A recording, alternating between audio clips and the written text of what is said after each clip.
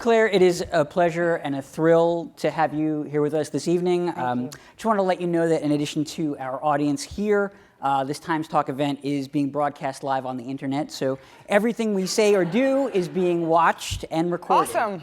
Yeah. Okay. You're familiar with that? Yes. Yeah. Now I am. No. I've gotten emails throughout the day saying, looking forward to your talk later. Like, what? What? Oh, all right. Yeah. So anyway. Let's set aside Carrie Mathison for a moment. Are you, Claire Danes, generally good at keeping secrets?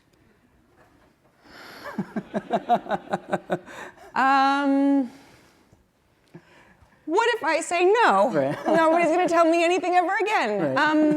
Right. Like a friend comes to you with a hot piece of gossip, does it just go straight into the vault, or do you feel a compelling need to blab it to somebody else? Well, I am sort of compulsively honest, and I like to talk. So, good. But no, I mean it kind of.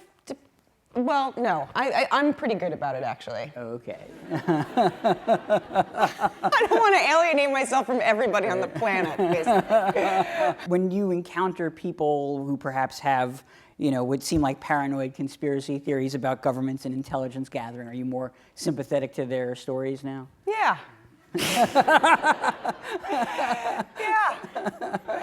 Yeah. You're like, oh, maybe there's a shred of credibility to it. For sure. Yeah.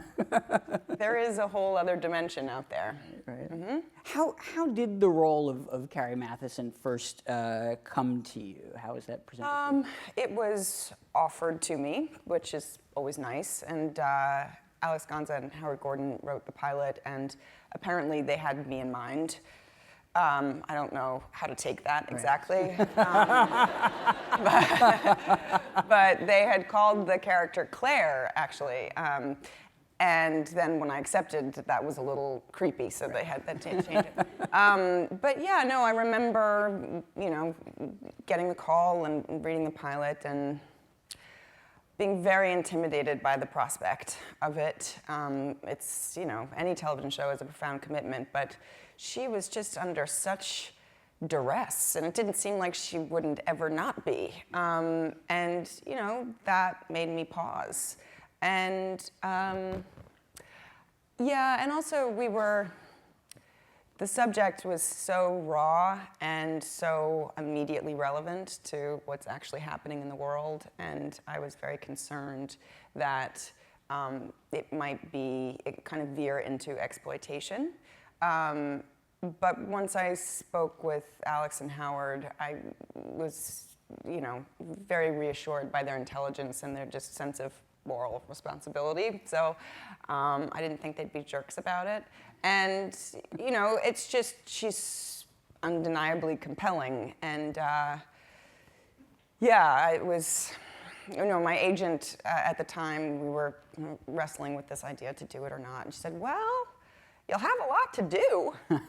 And it's like the understatement of my career. But I'm very glad I did. It is tough, it's rigorous, but totally rewarding and worthwhile, largely because of the company that I keep, the people who are making the show, who are pretty spectacular. Are you, when you are coming new to a role, are you a kind of method person who wants to know all the ins and outs of your character before you can really play her, or do you just go with what's on the page? Yeah, no, definitely.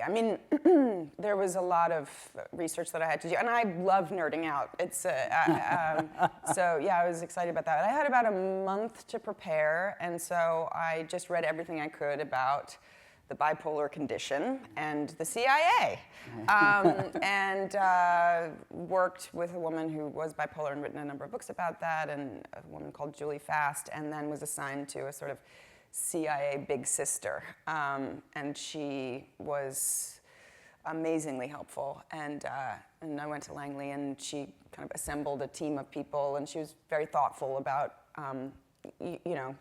the curation of that. She wanted me to meet different kinds of people, different analysts and actual officers, and women who were older and younger, and so it was a pretty balanced group, and they were amazingly honest. I was very surprised. So. Did you get the sense that? Well, you know what was interesting is that they said, you know, we're always recruiting. And this is a powerful means of doing that. Yeah, they were incredibly candid. So for all you know, you are now about to enter into the 5th year of your mission. I think I'm already in it. Yeah. I mean, this is a show that had, formed a very, attentive and appreciative fan base, and that, not every show gets that. It was very exhilarating. I was so thrilled that people were connecting with it and enthusiastic about it, and it started to air. I mean, suddenly at one point people started kind of running out of buildings and chasing me, saying, "I'm obsessed with your show." Okay, that wasn't happening last week. So I was starting to get it. I mean, it's one, and you never know. I mean, it's always a risk, and to get that confirmation was wonderful, and we have a couple more years of this, and now the aim is to make as great a complete story as we can. Do you get invitations to be on panels about globalization and the new surveillance state, and you're just like, not my expertise, folks? Actress.